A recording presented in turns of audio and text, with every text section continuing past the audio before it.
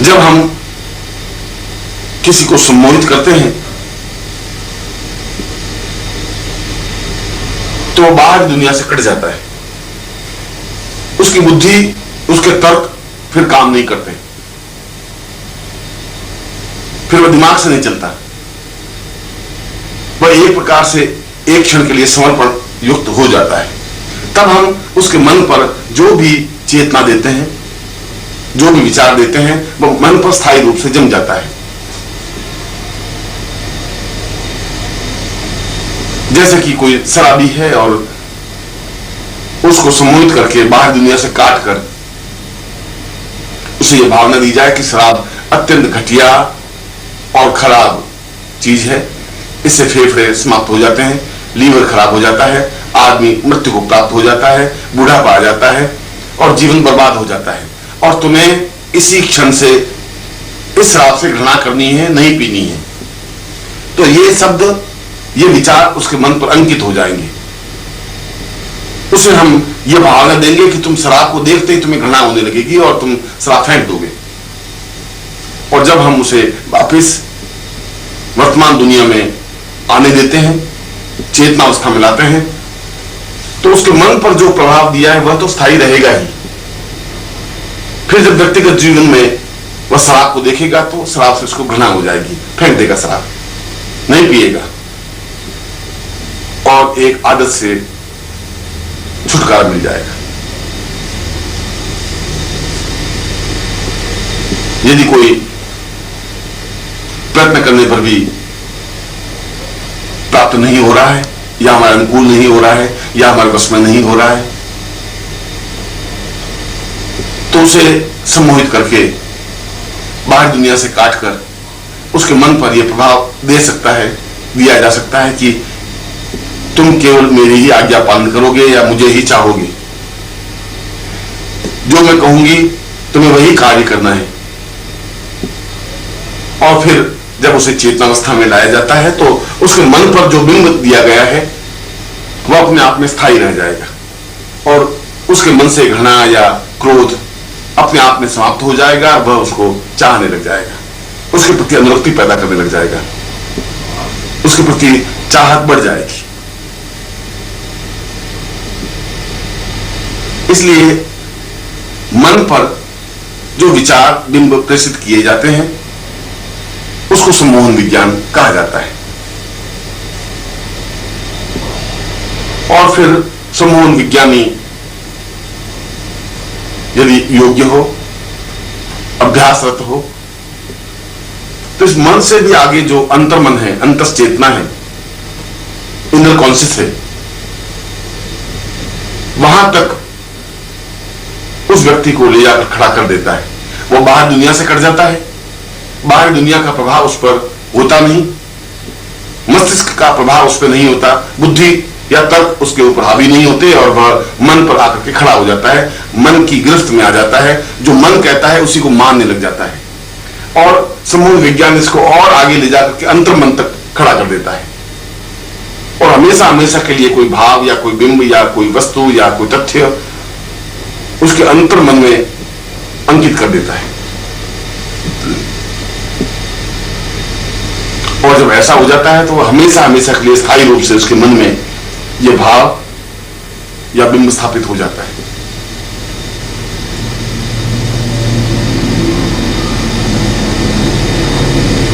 और ऐसा सहज सरल संभव है।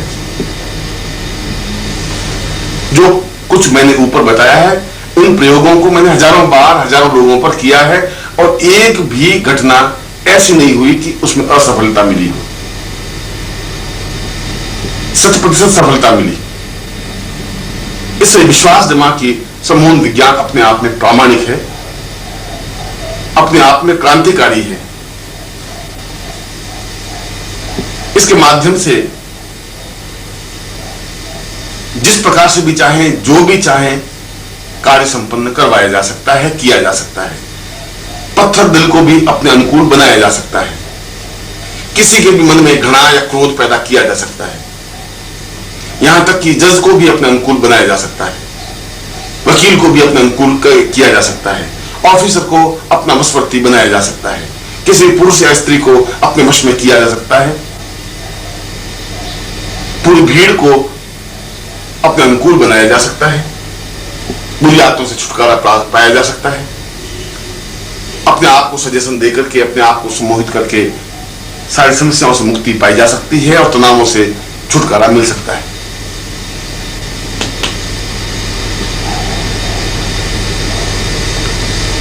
यह सम्मोहन विज्ञान कार्य कैसे करता है, सीखने का क्या प्रकार है, क्या तरीका है?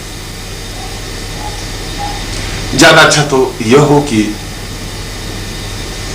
जो व्यक्ति सम्मोहन विज्ञान सीखने का इच्छुक हो वह किसी सफल सम्मोहन विज्ञानी या हिप्नोटिस्ट के पास जाकर रहे और उससे प्रैक्टिकल सीखे, क्रियात्मक रूप से सीखे, अभ्यास करे,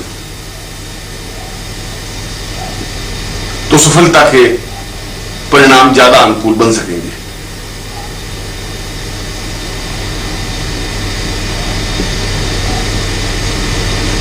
अन्य पुस्तकों के माध्यम से भी इस सम्मोहन विज्ञान को सीखा जा सकता है।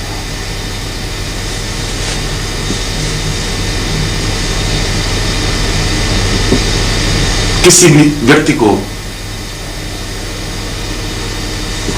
उसकी बुद्धि से परे हटाकर चेतन अवस्था से अलग कर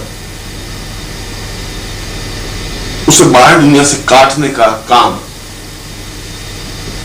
नेत्रों के माध्यम से किया जाता है। इसके लिए सम्मोहन विज्ञानी को पहले अपने ऊपर अभ्यास करना चाहिए, सफल सम्मोहन विज्ञानी बनना चाहिए। उसकी आंखों में एक चमक लानी चाहिए, आंखों में तेज लाना चाहिए, एक प्रकाश लाना चाहिए, एक प्रभाव लाना चाहिए, एक ज्योति पुंज लाना चाहिए, क्योंकि सामने वाले व्यक्ति से हमारा संबंध केवल नेत्रों के माध्यम से ही हो सकता है।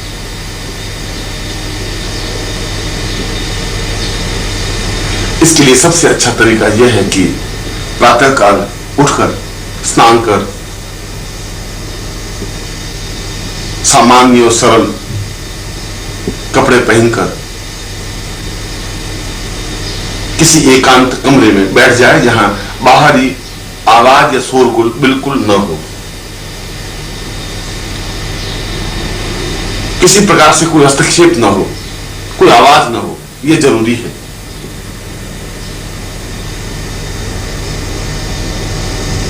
कमरे में एक बहुत कम रोशनी का लैंप लगा दें, हल्का सा प्रकाश कमरे में बिखरा हुआ, बहुत हल्का सा, और एक अगरबत्ती लगा दें जिससे कि कमरे का वातावरण सुखकर अनुभव हो। इसके बाद व्यक्ति जमीन पर बैठ जाए। इसके लिए कोई आसन या कोई दिशा निर्धारित नहीं है, जिस तरीके से भी वह आसानी से बैठ सकता है बैठ जाए।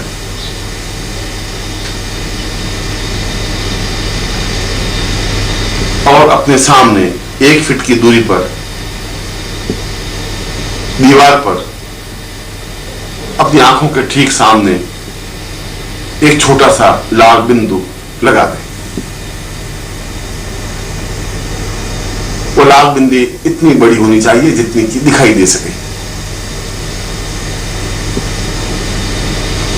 इसके बाद सीखने वाले सम्मोहन विज्ञानी को चाहिए कि वह एकटक उस लाल बिंदी को देखता रहे।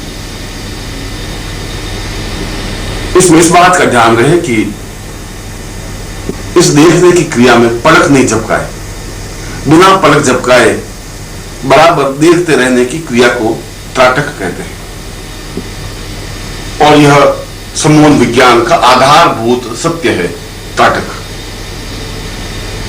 क्योंकि इसी के माध्यम से आगे के सारे विज्ञान को समझा जा सकता है। शुरू में तकलीफ होगी, 1 मिनट या 1.5 मिनट के बाद आंखें थकने लगेंगी, आंख बंद हो जाएगी। व्यक्ति को चाहिए कि पास में पानी का लोटा रखे और उससे आंख पहुंचकर दिमाग को थोड़ा रेस्ट, आराम देकर फिर देखने का अभ्यास शुरू करें। 2-3 दिन बाद वह अनुभव करेगा कि वह 2-3 मिनट तक बिना पलक झपकाए अपलक उस बिंदु को देखने में सफल होने लगा है। धीरे धीरे इस अभ्यास को बढ़ाएं। इसके लिए किसी मंत्र जप की जरूरत नहीं है, केवल क्रियात्मक पक्ष है। इस बिंदु को बराबर देखते रहने, अपलक देखते रहने की क्रिया कम से कम 32 मिनट की होनी चाहिए और ज्यादा से ज्यादा 60 मिनट का अभ्यास करना चाहिए। 32 मिनट से उसकी आंखों में सम्मोहन का भाव पैदा होने लगता है। उसकी आंखों में एक ऐसी विद्युत स्फुलिंग बनने लगती है जो सामने वाले की आंखों से उसके चित्त पर, मन पर सीधा प्रभाव पैदा करने में समर्थ होने लगती है। हम सामने वाले को प्रभावित तो उनकी नेत्रों के माध्यम से ही कर सकते हैं। ये जरूरी नहीं है कि सामने वाले को हम स्पर्श कर सकें, सुला सकें, भावना दे सकें। हम तो उनको देखते हैं और देखते ही मन में एक भावना पैदा, चिंतन देते हैं। और जब अभ्यास 60 मिनट का हो जाएगा तो उस मौन विज्ञानी की आंखों में एक विशेष प्रकार की लपक, एक विशेष प्रकार की ऊर्जा पैदा होगी। यह ऊर्जा अपने आप में बहुत शक्तिशाली है, हजार परमाणु बमों से भी ज्यादा ताकतवान, क्षमतावान है। एक ऐसी लपक है जो सामने वाले की आंखों से होते हुए उसके मन पर पहुंच जाती है। इसका सीधा संबंध सामने वाले की आंखें और आंखों के माध्यम से उसके मन पर पहुंचने की क्रिया है।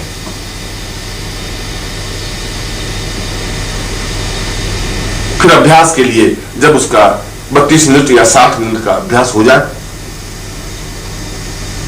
तब वह प्रयोग करे। किसी अधिकारी के पास या किसी व्यक्ति के पास या किसी मित्र के पास जाए, उसके सामने बैठिए और 1 मिनट या 2 मिनट देखें। 1 मिनट देखने के बाद सुझाव दे कि अपने होठों से यह सुझाव दे मन ही मन कि यह मेरा मित्र उठे और पानी की गिलास ला करके मुझे दे। और वह अनुभव करेगा कि वह उठ करके पानी की गिलास लेके आ जाता है। इसका मतलब आपने जो उसकी आंखों के माध्यम से आज्ञा दी वह उसके चित्त पर, मन पर अंकित हुई। मन पर अंकित हुई, उसके अनुसार वह कार्य करने लगा। यदि वो पानी गिलास ला के देता है तो दूसरे कार्य भी जैसा आप कहेंगे वैसा ही करेगा। अधिकारी को, किसी पुरुष को, किसी स्त्री को इस प्रकार की आंखों से देखकर, भावना देकर आज्ञा दी जा सकती है।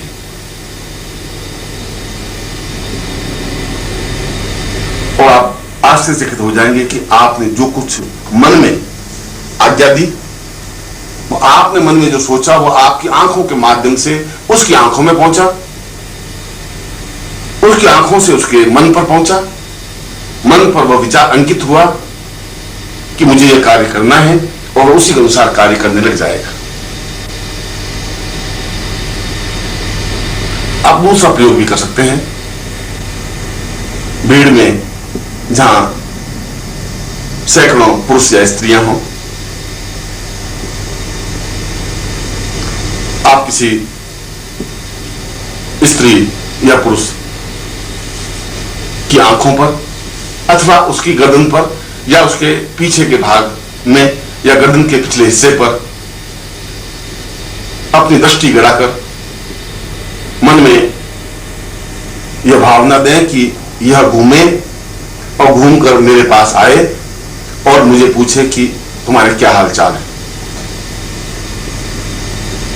और केवल 1 मिनट गर्दन के पिछले हिस्से पर यह भावना दे।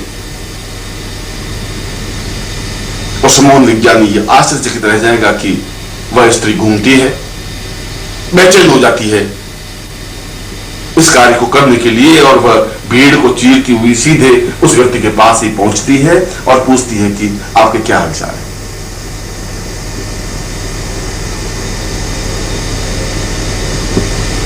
फिर आप इस प्रयोग को थोड़ा सा आगे बढ़ा सकते हैं।